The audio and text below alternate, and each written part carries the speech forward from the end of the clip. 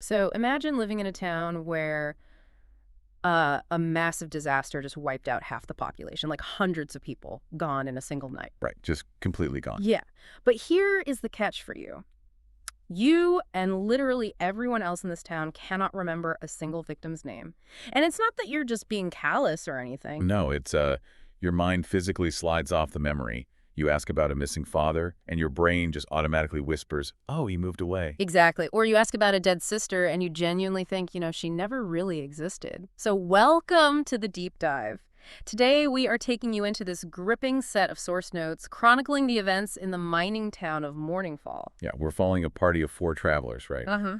Aelion, Lemaistra, Alan, and Levavius. Right. And our mission today is to examine 10 specific, just terrifying threads that are unraveling this town's reality. Yeah. Because the horror we are looking at in these documents, it isn't just, monsters in the dark. It is so deeply domestic. I mean, we are looking at a man who can't remember why he hates horses, and a tavern keeper who just realized she hasn't grieved her husband in 30 years. It's wild. So let's unpack this. The catalyst for all this psychological unraveling was this single action by our travelers. Yeah, they broke into a sealed mine and pulled out 12 survivors, 12 miners who were trapped for 30 years, but they hadn't aged a single day. Which is just crazy to think about. Their families up above lived 3 decades without them, believing they were dead or, well, not remembering them at all. Right, which triggered this massive magical failsafe. The town's church bell rang, and the reunions in the street just abruptly stopped. The magic tried to reset the board. It forced the town to forget the rescue. But reading through these notes, you can see the spell is failing, right? Like the seams are coming apart. They really are. You see the immediate symptoms of this fraying spell back at the town tavern, the Last Lantern. There's this creepy tradition there. Oh, yeah, the toast. Exactly. Whenever someone recites a line from the old burial register, which is, by grace, none were lost to us, Yeah. the entire room answers in unison. It's this magically enforced reflex. Just reinforcing the lie that no one died. But on this night, Aelion tests the room with that toast, and 3 people don't answer. They just sit there, startled. And Roger, the town drunk who usually fights this spell all by himself, he points out that he has never seen the magic miss a target before. Never. And the glitches are compounding, right? Mother V, the tavern keeper, she inexplicably remembers a miner named Easter Ashwell. Yeah, and that leads to the most alarming thread. Roger and Easter cross paths, and this bitter 30-year-old grudge surfaces between them. Because they were fighting over Sarah. Yes. Easter literally says to the room, let's just say we both like Sarah quite a bit. Sarah was Roger's wife who died in the disaster. Which is massive. I mean, this is the very first time in this entire narrative that anyone in this town has spoken the name of a dead person out loud. It violates the core rule of the town. It really does.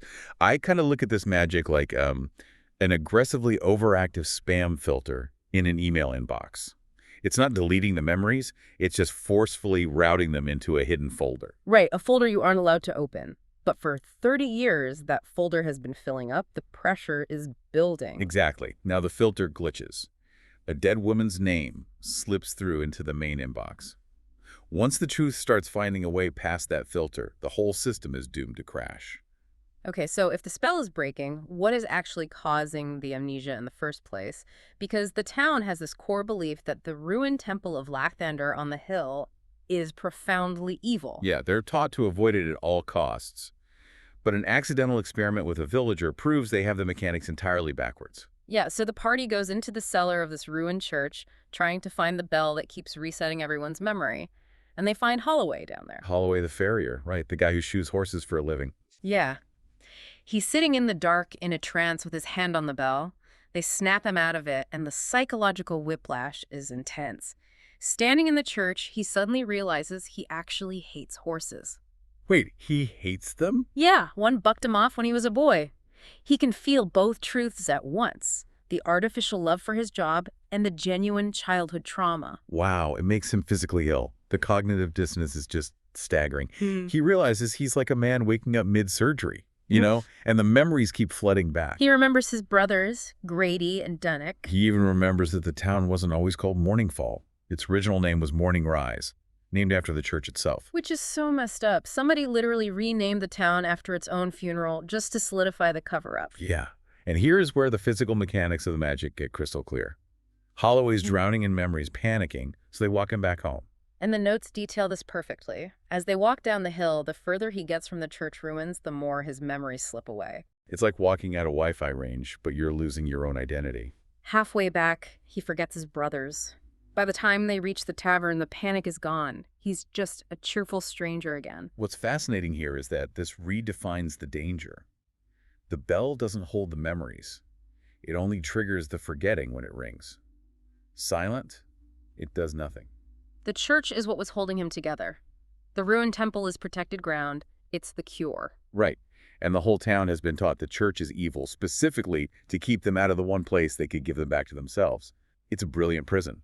But who builds a prison like that? Who engineers a valley-wide amnesia spell? Well, they find a massive clue right on the bell.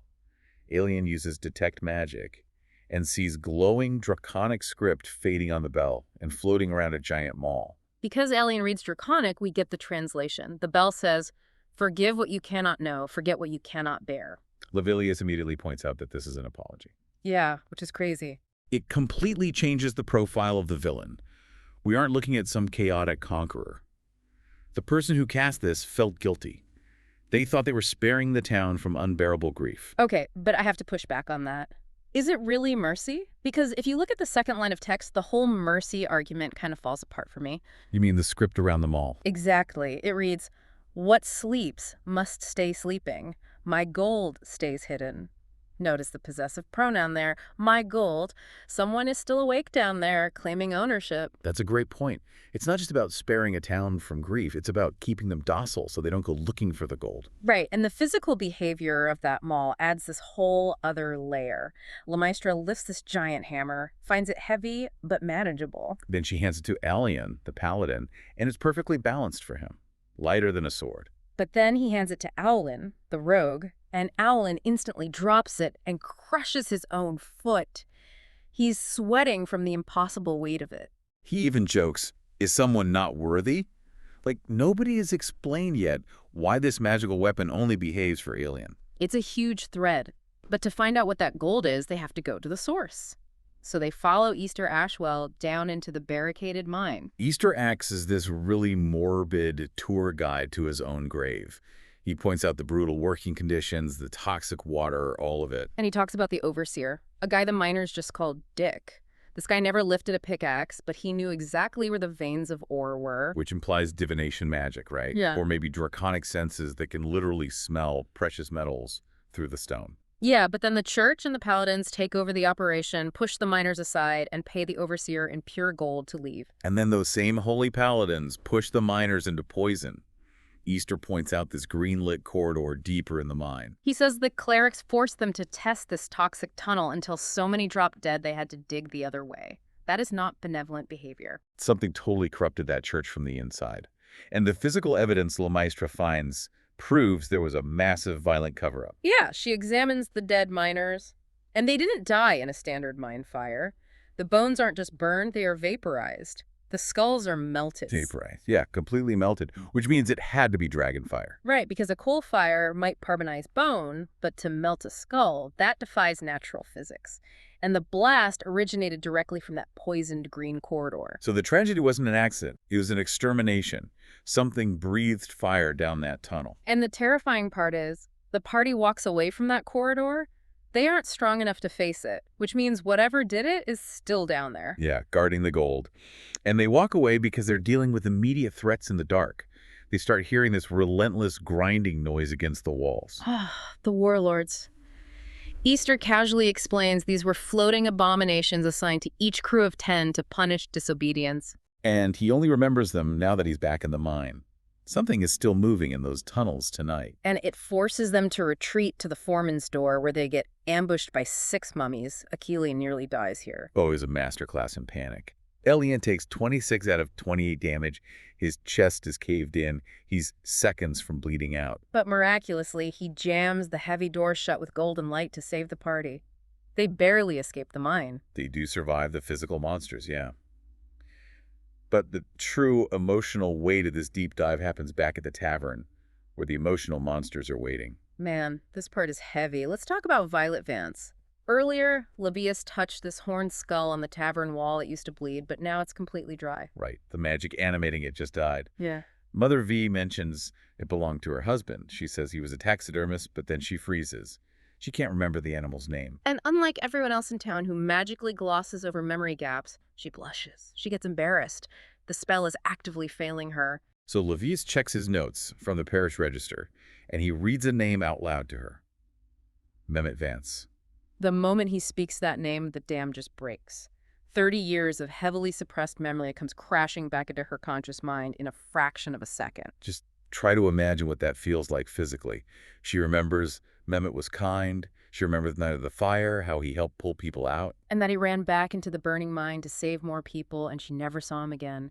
She realizes her real name is Violet Vance. She mechanically tells the room to help themselves to the bar, walks into the back room, and just breaks down. Violet is a widow who just found out she's a widow 30 years after the fact, and the party is the reason she knows. Exactly.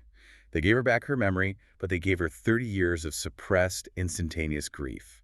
This thread, what she does with this next, is the whole anchor moving forward. So we have a town waking up to its own nightmare, a church that protects, an apology on a bell, a dragon's secret gold, warlords in the deep, and the tragic awakening of Violet Vance. It's incredibly tense. And I want to leave you with one final thought to mull over. We know the town was artificially renamed Morning Rise after its own funeral. Right. But think about the psychological implications for these people. If you spent 30 years of your life under an artificial peace, and the price of reclaiming your true self was to instantly absorb 3 decades of unprocessed grief, Yeah. would you step inside those church ruins to remember? Or would you beg for the bell to ring one more time? That is such a heavy question. Thank you for joining us on this deep dive into the source notes, everyone. Keep pulling on the threads and keep questioning the narratives you were handed. We'll catch you next time.